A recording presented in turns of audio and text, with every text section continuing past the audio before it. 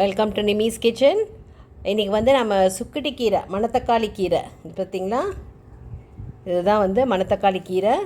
இது வந்து நல்லா வந்து அந்த ஸ்டாக்லேருந்து நான் வந்து இலையெல்லாம் எடுத்துகிட்டு நல்லா வாஷ் பண்ணி நான் அது மாதிரி வச்சுருக்கேன். இப்போ இது வந்து நம்ம நைஸாக சின்ன சின்னதாக நம்ம வந்து கட் பண்ணிவிட்டு தான் நம்ம வந்து சமைக்கணும். இந்த மணத்தக்காளி வந்து நம்மளுடைய டைஜஸ்டிவ் சிஸ்டம்க்கு ரொம்ப நல்லது. குடல் புண்ணெல்லாம் வந்து நல்லா ஆற்றும். ஸோ வந்து ரொம்ப நல்ல கீரை இந்த கீரை. இது வந்து ஆக்சுவலி கொஞ்சம் கசப்புத்தன்மை இருக்கும் இந்த கீரைக்கு.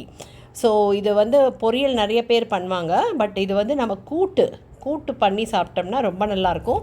அதுக்கு பாருங்கள், நான் வந்து கொஞ்சம் பாசிப்பருப்பு வந்து வேக வச்சு நான் எடுத்து வச்சுருக்கிறேன். கொஞ்சம் ஆனியன்ஸ் வந்து நான் கட் பண்ணி எடுத்துருக்கிறேன். இதை நம்ம ஸ்ட்ரெயிட்டாகவே நம்ம தாளிச்சிட்டு இது எப்படி பண்ணுறதுன்னு பார்க்கலாம். இதை நான் கீரை கட் பண்ணிவிட்டு உங்களுக்கு நான் தாளிக்கிறது எப்படின்றத நான் காட்டுறேன். இப்போ இதுதான் ஆக்சுவலி அந்த சுக்குடி கீரையோட ஸ்டாக்கு. இது பாருங்கள், இதோட பூ தெரியுதா, குட்டி குட்டியாக ஒயிட் கலராக இருக்கும். இதோட காய் கூட நம்ம வந்து ஆக்சுவலி நம்ம வந்து புளிக்குழம்பு வைக்கலாம், ரொம்ப நல்லாயிருக்கும். பாருங்கள், நல்லா வந்து கட் பண்ணியாச்சு. இதில் என்ன இம்பார்ட்டன்ட் டிப் அப்படின்னு சொன்னால் வந்து எப்போவுமே எல்லாம் கீரையில் நம்ம வந்து இலையை கழுவிட்டு தான் நம்ம வந்து கட் பண்ணணும். அப்போ தான் அதோட சத்தெல்லாம் நமக்கு கிடைக்கும். நீங்கள் வந்து கட் பண்ணிவிட்டு அப்புறம் நீங்கள் கழுவுனிங்கன்னா அந்த நியூட்ரியன்ஸ் பூரா தண்ணியில் போயிடும். ஸோ ஆல்வேஸ் நம்ம கீரையை வந்து நல்லா கழுவிட்டு அப்புறம் கட் பண்ணுங்கள். ஓகே, ஸோ இப்போ கட் பண்ணியாச்சு. எப்படி தாளிக்கிறதுன்னு பார்க்க ஒரு கடாய் வச்சுருக்கிறேன். இப்போ வந்து நான் வந்து நல்லெண்ணெய் தான் நான் இதுக்கு ஊற்றிருக்கிறேன். 2 டீஸ்பூன் ஊற்றிக்கலாம். இப்போ இதுக்கு வந்து கடுகு போட்டுடலாம். இப்போ கடுகு பொரிஞ்சிருச்சு, சீரகம் போட்டுடலாம். கூட்டுக்கு வந்து எப்போ சீரகம் தான் வந்து நல்லாயிருக்கும். சீரகமும் பொரிஞ்சிருச்சு. அடுத்து இந்த வெங்காயமும் 2 வரமிளகா போட்டுக்கலாம். இதை நல்லா வதக்கிடலாம்.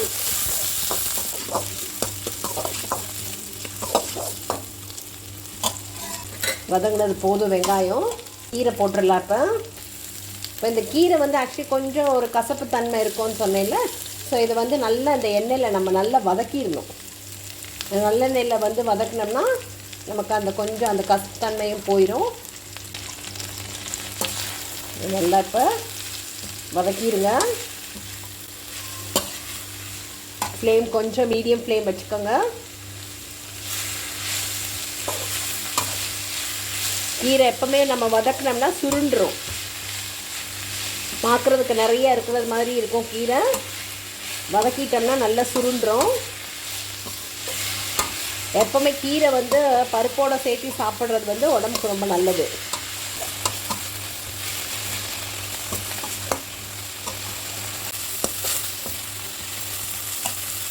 இப்போ கொஞ்சம் நம்ம வந்து இதுக்கு மஞ்சத்தூள் போட்டுடலாம்.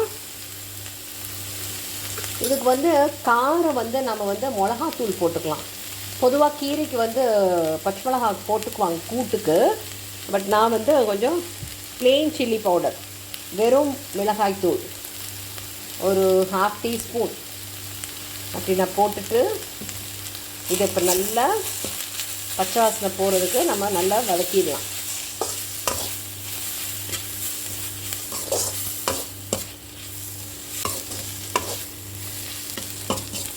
இப்போ வதக்கியாச்சு. இப்போ வந்து நம்ம வந்து யூஸ்வலி நம்ம வந்து பருப்பு வேக வைக்கிறப்ப நமக்கு கொஞ்சம் தண்ணி இருக்கும். நம்ம அந்த பருப்பு தண்ணியை கூட நம்ம ஊற்றலாம். அப்படி இல்லைன்னா நான் வந்து ப்ளெயின் வாட்டர் கொஞ்சம் ஊற்றிக்கலாம்.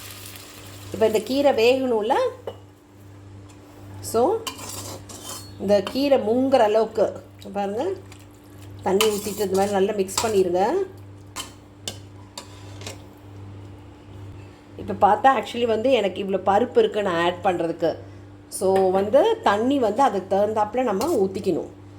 இன்னி கூட கொஞ்சம் ஊற்றிக்கலாம், வேகணும்ல. ப்ளஸ் நம்ம பருப்பை ஆட் பண்ணுறப்ப அந்த கன்சிஸ்டன்சி நமக்கு கரெக்டாக இருக்கணும். ஸோ இங்கே பாருங்கள், கீரை வந்து நல்லா வேகிற அளவுக்கு நம்ம தண்ணி ஊற்றிக்கலாம். இப்போ நம்ம வந்து சால்ட்டும் இதில் கரெக்டாக இதுக்கு ரிக்வயர்ட் சால்ட் ஒரு 1/2 டீஸ்பூன் போட்டுக்கோங்க. ஃப்ளேம் வந்து ஹையில் வச்சுருங்க. நல்லா மிக்ஸ் பண்ணிடுங்க. நம்ம க்ளோஸ் பண்ணி வச்சிடலாம். இப்போ வேகட்டும், ஹைலியே இருக்கட்டும். அதுக்கப்புறம் கொஞ்சம் சிம்மில் வச்சுட்டு வெந்ததுக்கப்புறம் நம்ம பருப்பு போட்டுடலாம். ஓப்பன் பண்ணி பார்க்கலாம். பாருங்கள், நல்லா கொதிச்சிருச்சு.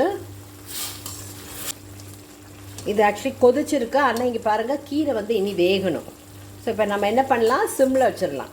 சிம்மில் வச்சுட்டு மூடி வச்சிடலாம். கீரை நல்லா வேகட்டும். அந்த கலர் மாறுறதை வச்சுட்டு நமக்கே தெரிஞ்சிடும் நமக்கு கீரை வெந்துருச்சுன்ட்டு.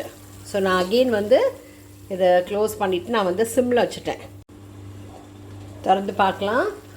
ஆல்மோஸ்ட் ஒரு 10 மினிட்ஸ் அப்படியே பாருங்கள், நான் சிம்லேயே வச்சுட்டேன். இப்போ பாருங்கள், கீரை பாருங்கள் கலர் மாறிடுச்சு. ஸோ இந்த ஸ்டேஜில் வந்து நம்ம பருப்பு போட்டுடலாம்.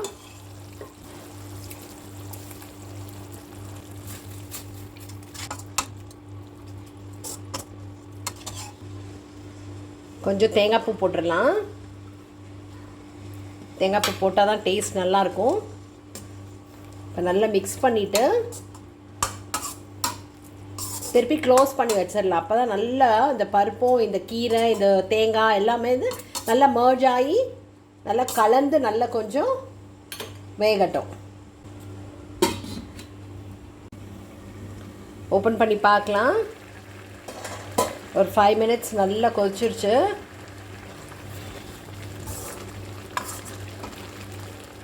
உப்பு பத்தலைன்னா போட்டுக்கோங்க.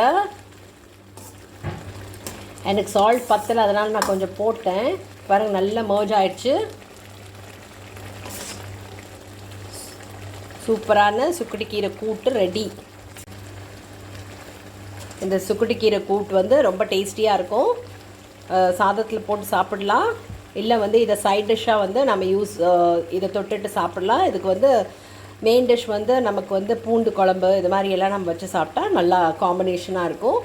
இதை ட்ரை பண்ணி பாருங்கள். என்னோடய வீடியோஸ் எல்லாம் பாருங்கள். சேனல் ஃபாலோ பண்ணுங்கள், லைக் பண்ணுங்கள், சப்ஸ்கிரைப் பண்ணுங்கள். தேங்க்யூ. ஆஃப் பண்ணியாச்சு.